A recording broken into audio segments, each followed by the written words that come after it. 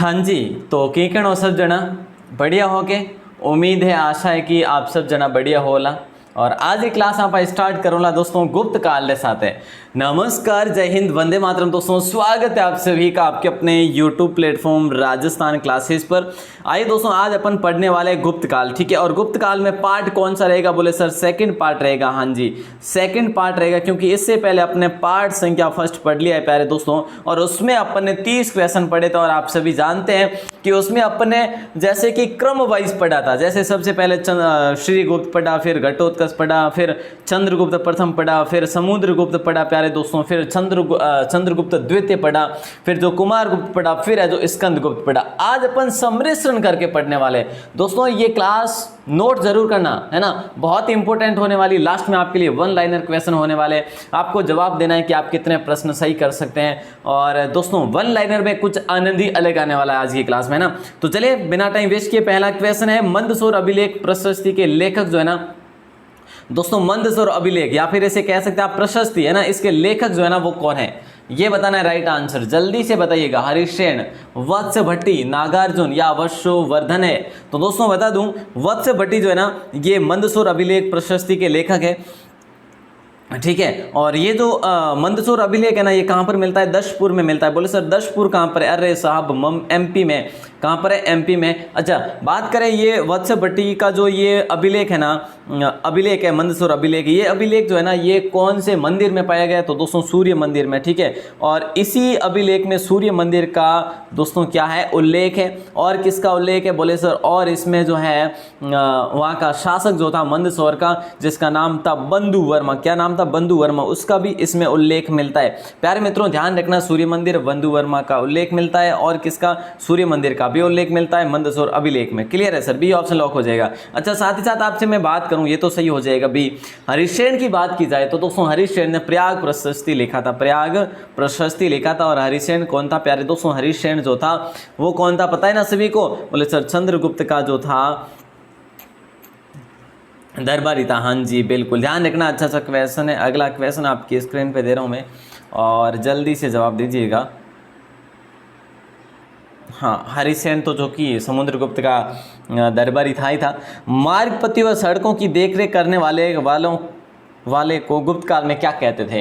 देखिए दोस्तों, मार्गपति या फिर सड़कों की देखरेख करने वाले को गुप्त काल में क्या कहते थे? महादंडनायक, कुमारामात्य या महासेनापति या फिर टिकिन? तो दोस्तों राइट आंसर हो जाएगा टिकिन। क्या हो जाएगा?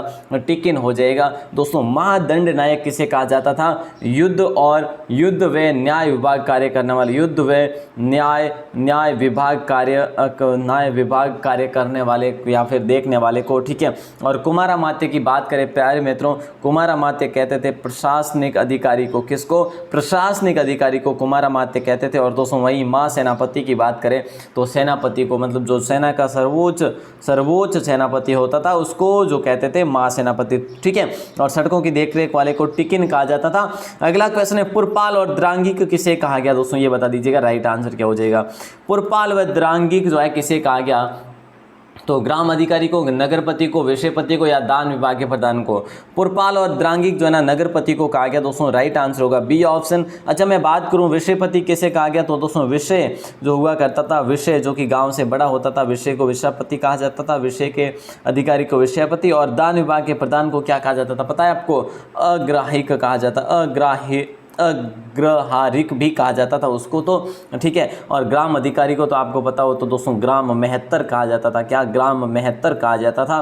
प्यारे मित्रों ध्यान रखना, इनमें से असंगत क्या है ये बता दीजिएगा। इनमें से असंगत क्या है? देवभूमि, कृषि योग्य भूमि, वास्तु भूमि, निवास योग्य भूमि, अप्रहत भूमि, जोतने योग्य भूमि, इनमें से कोई नहीं। असत्य जो है ना इनमें से कौन सा हो जाएगा? बोले सर सी ऑप्शन हो जाएगा। हाँ जी, अप्रहत भूमि जो है ना ये जोतने योग्य भूमि नहीं है। बोले सर फिर कैसी है? दोस्तों ये अप्रहत भूमि जो है ना ये जंगली भूमि है। कैसी है? जंगली भूमि है प्यारे मित्रों। और जो जोतने योग्य भूमि को सर उसको क्या कहते थे फिर ये बताओ? अरे साहब शील भूमि इसे कहते थे, ठीक है। शील भूमि, ठीक है।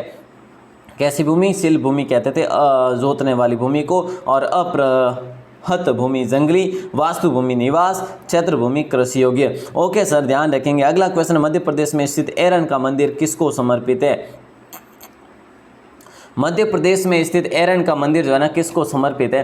तो राइट आंसर आप सभी का हो जाएगा, बोले सर भगवान शिव को। अरे साहब बिल्कुल गलत, ब्रह्मा को भी नहीं, महावीर को भी नहीं, राइट आंसर होगा बी ऑप्शन, भगवान विष्णु को हो जाएगा प्यारे मित्रों। ठीक है, ये कहाँ पर, ये एमपी के दोस्तों कहाँ पर है? एमपी के सागर जिले में स्थित है। कहाँ पर? बोले सर एमपी के सागर जिले में स्थित है एरन का मंदिर। और एरन के मंदिर में यहाँ पर एक अभिलेख भी मिलता है, एरन अभिलेख प्यारे मित्रों। और एरन अभिलेख में समुद्रगुप्त के जो सिक्के हैं ना, समुद्रगुप्त के सिक्कों का वर्णन भी मिलता है इसी में दोस्तों। और इसी की मैं आपसे बात करूं कि भाई जो है ना ये जो लेख है ना ये कब का है? बोले सर 510 ईस्वी का है सर, भानुगुप्त के समय का है। Very good. तो दोस्तों ये भी ध्यान रखना है ना। और आगे बढ़ते हैं, अगले क्वेश्चन को देखते हैं। गुप्तकालीन मंदिर की विशेषता क्या है दोस्तों? गुप्तकालीन मंदिर, बहुत मंदिर बने गुप्त काल में दोस्तों, इसकी विशेषता क्या है? तो दोस्तों ये आपको बताना है, जल्दी से बता दीजिएगा। मंदिरों की बात करें दोस्तों यहाँ का, देखिए यहाँ पर मैं लिखवा देता हूँ आपको। एक तो देवगढ़ मंदिर है दोस्तों, देवगढ़ मंदिर है। ठीक है, देवगढ़ में कौन सा मंदिर है? दशावतार का मंदिर है। ठीक है, दशावतार का मंदिर है देवगढ़ में। ठीक है, जो कि दोस्तों किसको समर्पित है? तो दोस्तों ध्यान रखना, विष्णु की प्रसिद्ध मूर्ति यहाँ पर विद्वान है। और ये कहाँ पर? बोले सर यूपी में। ठीक है, और दोस्तों अगर मैं आपसे बात करूँ यहाँ पर जो है ना जैसे सिरपुर का एक लक्ष्मणगढ़ मंदिर है दोस्तों, लक्ष्मण मंदिर है। ठीक है, और शोलापुर का दोस्तों, शोलापुर का तेर नामक मंदिर है दोस्तों, ये मंदिर गुप्त काल के दोस्तों। और कृष्ण जिले में कपोतेश्वर मंदिर भी है। ठीक है, तो ये सारी चीज़ें ध्यान रखना। राइट आंसर यहाँ पे डी ऑप्शन हो जाएगा। गर्भगृह, चपटी और शिखर युक्त सत हो जाएगा, प्राचीर युक्त प्रांगण हो जाएगा।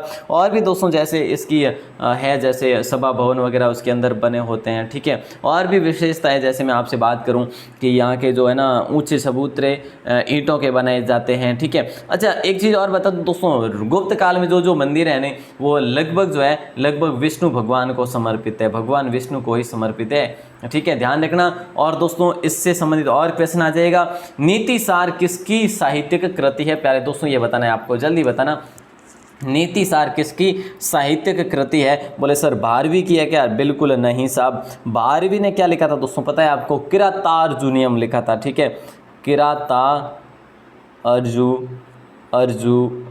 लिखा था। ठीक है, किरातार्जुनीयम लिखा था। ठीक है, और दोस्तों सही उत्तर हो जाएगा आपका भट्टी। क्या हो जाएगा? भट्टी। नीतिसार किसकी साहित्यिक सॉरी भट्टी नहीं होगा, कामंदक हो जाएगा। ठीक है, क्या हो जाएगा? कामंदक हो जाएगा। भट्टी ने तो दोस्तों क्या लिखा था आपको पता है? रावण वध लिखा था। ठीक है, रावण वध लिखा था। और भट्टी काव्य भी लिखा था, भट्टी काव्य भी लिखा था। इन्होंने क्या लिखा था? भट्टी काव्य भी लिखा था।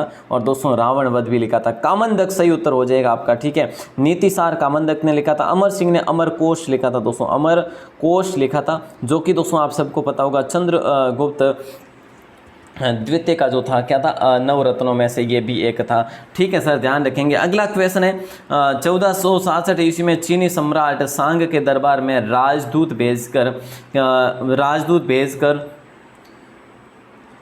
गुप्त सम्राट ने सुदूर चीन के साथ महत्वपूर्ण संबंध बनाई। वो कौन सा राजदूत था दोस्तों? राइट आंसर बताना है।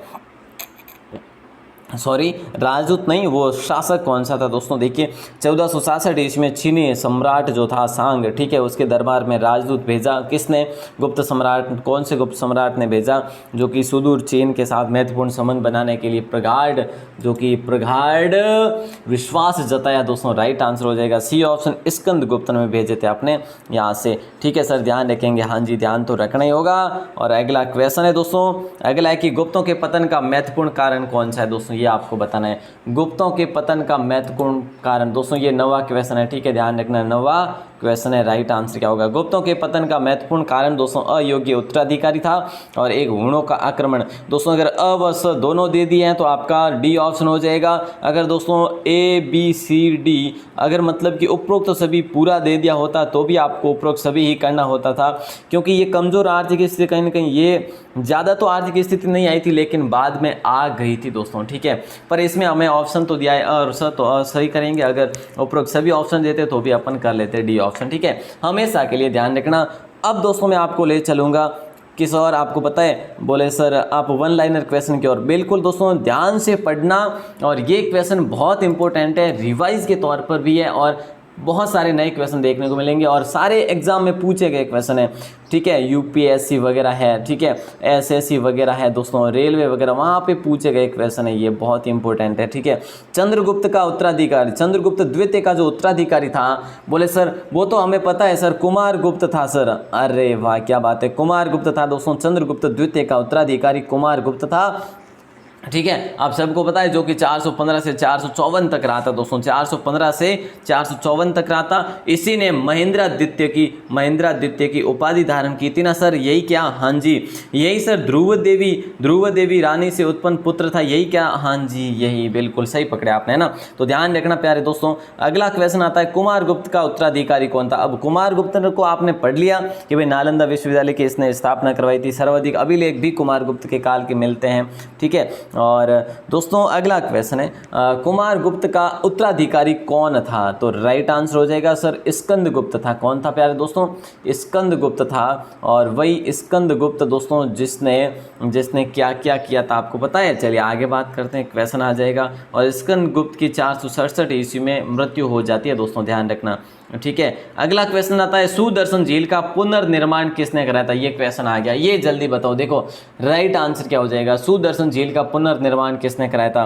फिर बोले सर ये गिरनार पर्वत पर कराया था ना सर। हाँ जी सर, ये 456 के अभिलेख में हमें मिलता है ना सर, जूनागढ़ के। हाँ जी, तो राइट आंसर तो सर स्कंदगुप्त होगा। वाह जी वाह क्या बात है, तो राइट आंसर स्कंदगुप्त हो जाएगा, बिल्कुल सही उत्तर होगा आपका स्कंदगुप्त। अच्छा अगला क्वेश्चन, हुणों का आक्रमण किसके शासन काल में हुआ था दोस्तों? और बड़ा ही भयानक हुआ था और एक महत्वपूर्ण पतन का कारण भी बना था गुप्त साम्राज्य के। तो हुणों का आक्रमण किसके शासन काल में हुआ? तो दोस्तों ये भी स्कंदगुप्त के शासन काल में ही होता है। और उसके स्कंदगुप्त के बाद की बात करें दोस्तों, जो परवर्ती गुप्त शासक हुए वो ज़्यादा नहीं हुए, ठीक है। वो नॉर्मल, मतलब कि जैसे विष्णुगुप्त वगैरह हुए थे, बुद्धगुप्त हुए थे, कुमार गुप्त द्वितीय हुए, तृतीय हुए, ठीक है। तो वो इतने शक्तिशाली नहीं थे, प्रबल नहीं थे। अगला क्वेश्चन है, गुप्त साम्राज्य का अंतिम शासक कौन था दोस्तों? गुप्त साम्राज्य का अंतिम जो शासक था ना, जिन भी भाई बहनों को बताए वो लिखिएगा। और दोस्तों अगर आपको ये चीज़ें नहीं मिल रही है ना तो नोट ज़रूर करना, है ना। विष्णुगुप्त हो जाएगा दोस्तों, जो अंतिम शासक जो था ना वो विष्णुगुप्त था, ध्यान रखना, ठीक है सर, ध्यान रखेंगे, हाँ जी ध्यान रखना।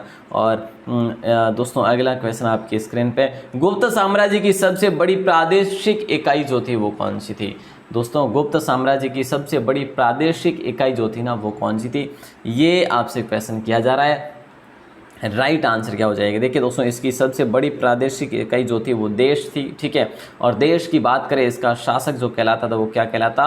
गोपना कहलाता था दोस्तों, क्या? गोपना कहलाता था, ध्यान रखना। अच्छा क्वेश्चन है, अगला क्वेश्चन आपकी स्क्रीन पे, गुप्त काल की दूसरी प्रादेशिक इकाई कौन सी थी? देश के बाद में किसका नंबर आया करता था? फिर बोले सर इसका तो सर भुक्ति होगा। हाँ जी, तो दोस्तों अगर आप लिख रहे हैं तो अच्छी बात है, अगर नहीं लिख रहे हैं मतलब कि तो याद तो रखना, ठीक है। कमेंट सेक्शन में भी लिख रहे हैं तो ठीक है, नहीं तो कॉपी में नोट जरूर कर लेना, एक काम जरूर कर लेना, ठीक है। इसके प्रशासक को दोस्तों क्या कहा जाता है पता है आपको? उपरीक कहा जाता था, क्या? उपरीक कहा जाता था। और दोस्तों भुक्ति के बाद छोटी इकाई कौन सी हुआ करती थी? भुक्ति के बाद लिख लेना, भुक्ति के बाद छोटी इकाई जो थी, छोटी इकाई वो थी विषय, है ना। और उसका जो हुआ करता था अधिकारी वो विषयापति हुआ करता था। कौन हुआ करता था प्यारे मित्रों? विषयापति हुआ करता था। और विषय के बाद में दोस्तों विषयों को भी किस में बांटा गया था आपको पता है? विषयों को भी विथियों में बांटा गया था, विथियों में बांटा गया था दोस्तों, विषयों को भी, ठीक है। और विथि को दोस्तों वैसे जो है समिति के रूप में काम में ली जाती थी। तो आप ध्यान रखना, वित्तियों में बांटा गया था, किसको? विषयों को। अगला क्वेश्चन है, पुलिस विभाग के कर्मचारियों को क्या कहा जाता था? पुलिस विभाग के कर्मचारियों को क्या कहा जाता था ये आपको बताना है। राइट आंसर क्या हो जाएगा? हालांकि सेना के सर्वोच्च अधिकारी को तो महासेनापति कहा जाता था, ठीक है। प्रशासनिक अधिकारी को तो कुमारा मात्य कहा जाता था। दोस्तों पुलिस विभाग का जो सर्वोच्च अधिकारी होता था उसको दंडपाक्षिक कहा जाता था। दंडपाक्षिक किसे कहा जाता था दोस्तों? लिखवा देता हूँ वापस। देखिए पुलिस विभाग के कर्मचारियों को तो चाट कहा जाता था, चाट या फिर भाट कहा जाता था, ठीक है। ये तो हो गया पुलिस विभाग के कर्मचारियों को, ठीक है। हालांकि मुख्य अधिकारी को क्या कहा जाता था? मुख्य अधिकारी को, पुलिस विभाग के मुख्य अधिकारी को या फिर सर्वोच्च अधिकारी को क्या कहा जाता था? बोले सर दंड पार्श्विक कहा जाता था। वेरी गुड, ये चीज़ ध्यान रखना।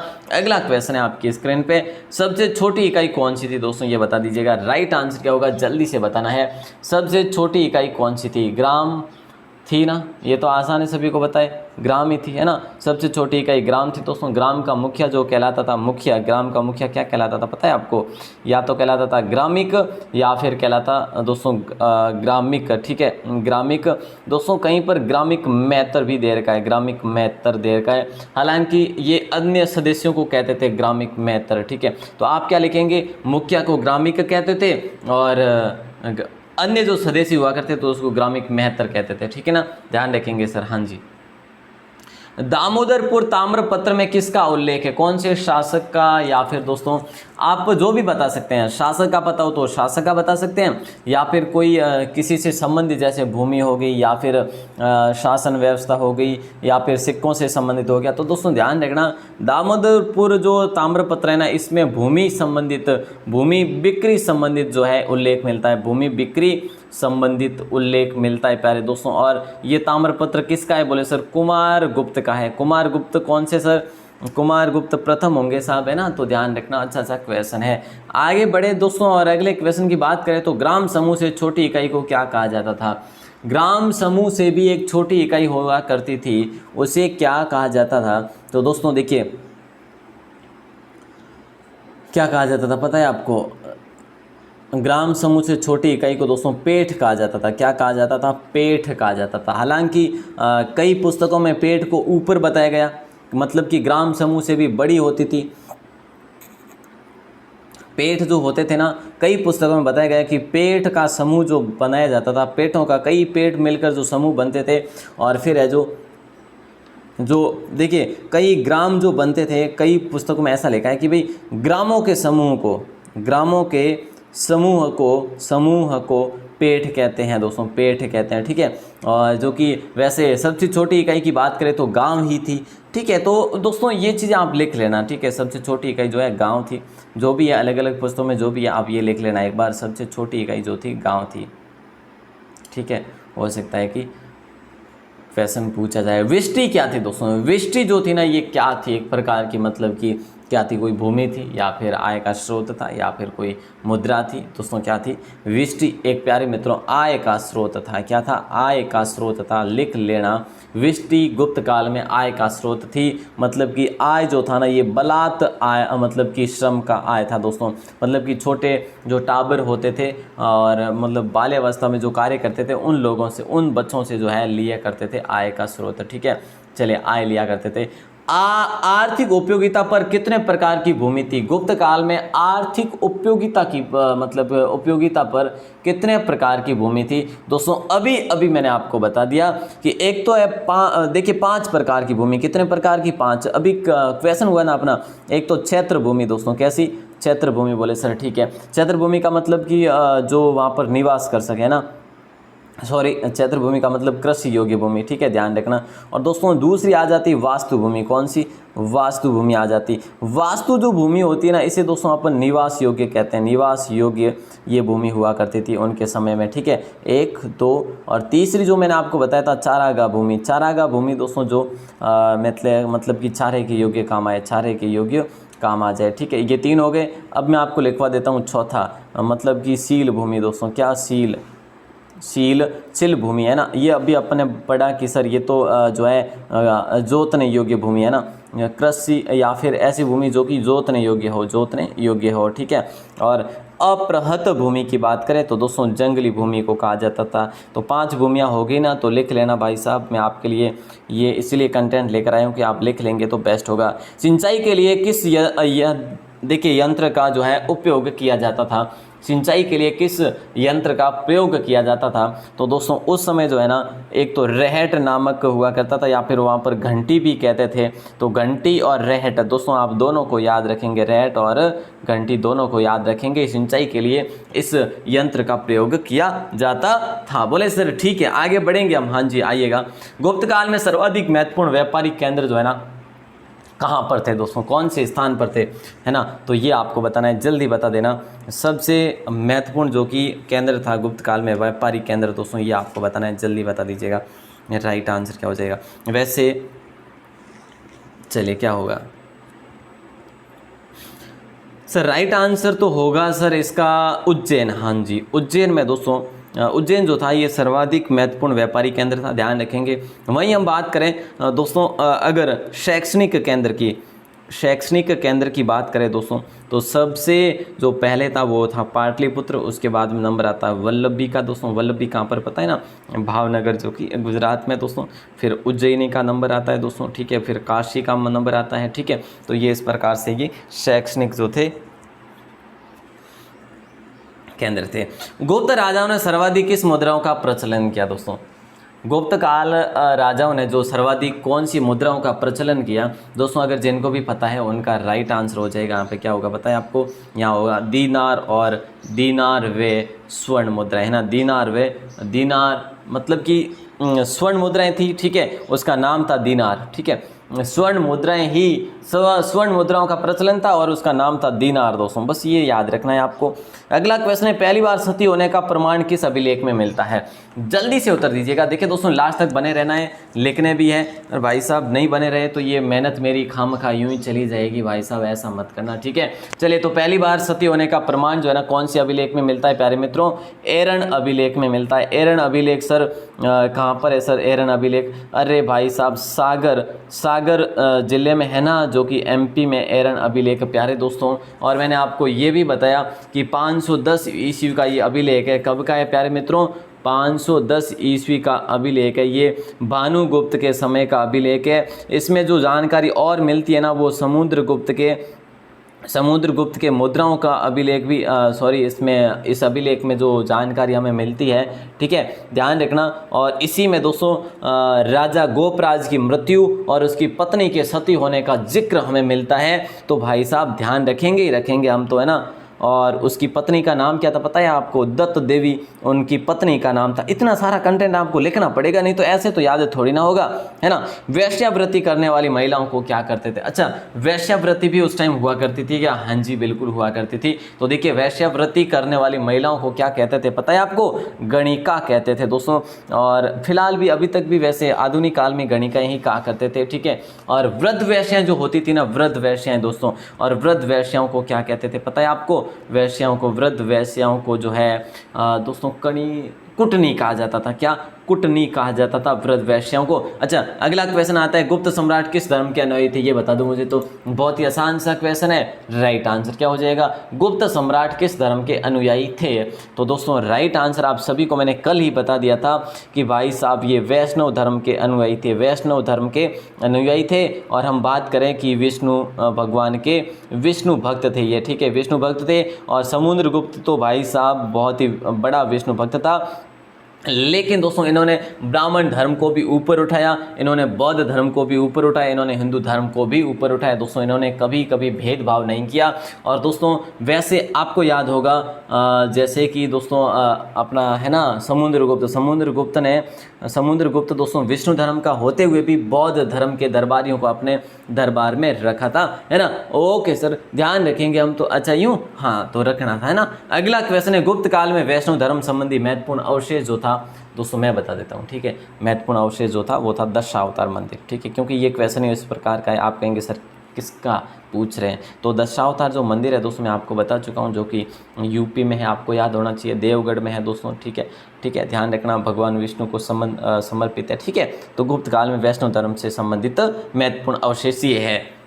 अगला क्वेश्चन है, गुप्तों का राज चिन्ह में कौन सा पक्षी अंकित था? ये तो बता ही सकते हैं। गुप्तों के राज चिन्ह में कौन सा पक्षी अंकित था? ये तो बता ही सकते हैं। तो राइट आंसर बोले सर हो जाएगा भगवान विष्णु का गरुड़। अब आपको ऐसे ध्यान रखना है कि ये किसके जो है दोस्तों अनुयायी थे या फिर भक्त थे? भगवान विष्णु के। और विष्णु का क्या है? विष्णु का वाहक सर गरुड़ है। तो ऐसे आप याद रख लेना, ठीक है। अगला क्वेश्चन है, गुप्त राजाओं की शासकीय भाषा जो थी ना वो कौन सी थी, ये बता दीजिएगा, जल्दी बताना। गुप्त राजाओं की जो शासकीय भाषा थी ना, हिंदी थी, उर्दू थी, संस्कृत थी, या फिर कोई पाली वगैरह थी? बोले सर संस्कृत थी। अरे वाह। और दोस्तों ध्यान रखना, संस्कृत भाषा जो थी गुप्त राजाओं की शासकीय भाषा थी। गुप्त काल में चांदी के सिक्कों को क्या कहते थे? स्वर्ण के सिक्कों को तो दोस्तों दीनार कहते हैं।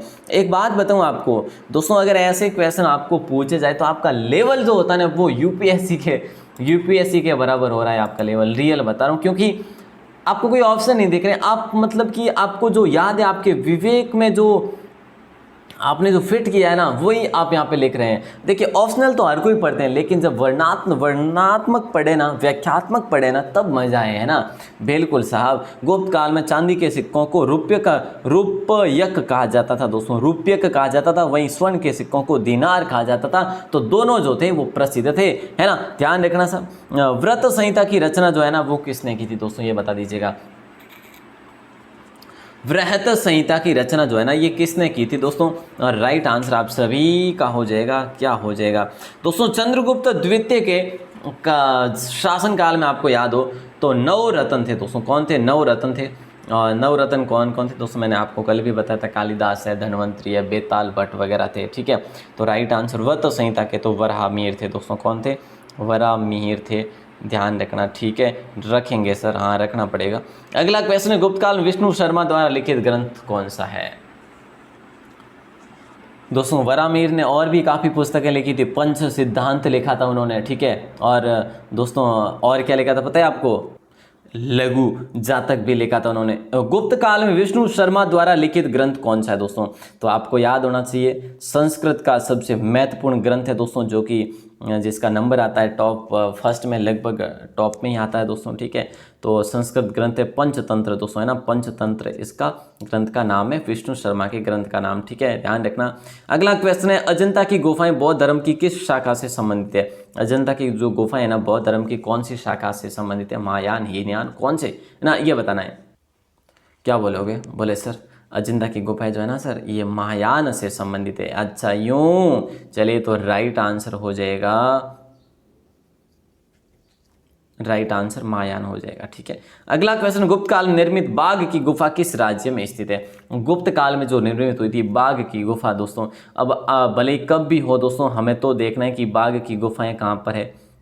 बाघ की गुफाएं कहाँ पर है? बोले सर एमपी में है। अच्छा एमपी में है क्या? हाँ सर एमपी में है, और सर वो धार जिले में है सर, और विंध्या पर्वत को सर काट कर बनाया था सर। अच्छा यूं, इतनी जानकारी क्या आपको? अच्छा यूं, तो फिर तो आपका सही उत्तर हो जाएगा विंध्या पर्वत, धार जिला, एमपी हो जाएगा प्यारे मित्रों, ठीक है। अगला क्वेश्चन आपकी स्क्रीन, प्रथम भारतीय रचना जिसका अनुवाद यूरोपीय भाषा में हुआ। ये एक शानदार क्वेश्चन है दोस्तों। प्रथम भारतीय रचना जिसका अनुवाद यूरोपीय भाषा में हुआ दोस्तों, वो रचना है कालिदास की दोस्तों। किसकी है? कालिदास की है, जिसे हम भारत का शेक्सपियर कहते हैं दोस्तों। क्या? शेक्सपियर कहते हैं भारत का दोस्तों, ध्यान रखना कालिदास को, ठीक है। तो राइट आंसर हो अभिज्ञान शाकुंतलम दोस्तों, ये किसका है? बोले सर कालिदास का है, ठीक है।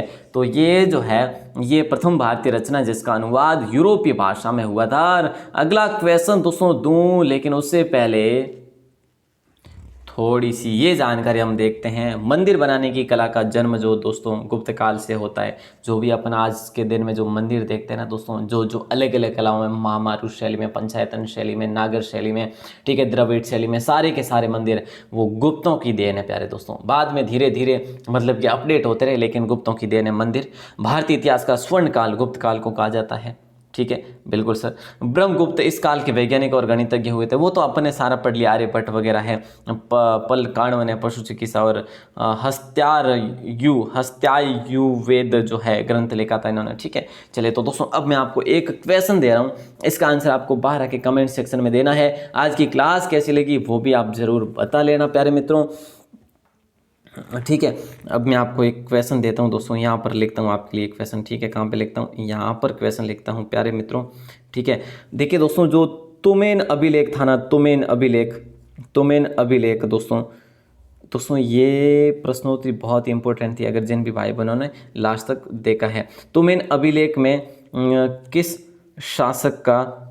गुप्त शासक का वर्णन मिलता है? शासक का वर्णन हमें मिलता है दोस्तों। इसका जवाब आपको बाहर आके कमेंट सेक्शन में देना है, जिनको भी पता हो, ठीक है। और बिल्कुल इसमें उस शासक को एक उपाधि भी दी गई है दोस्तों। और ये तुमिन अभिलेख कौन से जिले में है, कौन से राज्य में है दोस्तों, आप ये भी बता सकते हैं, जिनको भी पता हो, है कि नहीं। हाँ सर पता होगा तो हम बता देंगे, नहीं तो सर गूगल पे सर्च करके लिख लेंगे। हाँ कोई बात नहीं, लिख लेना।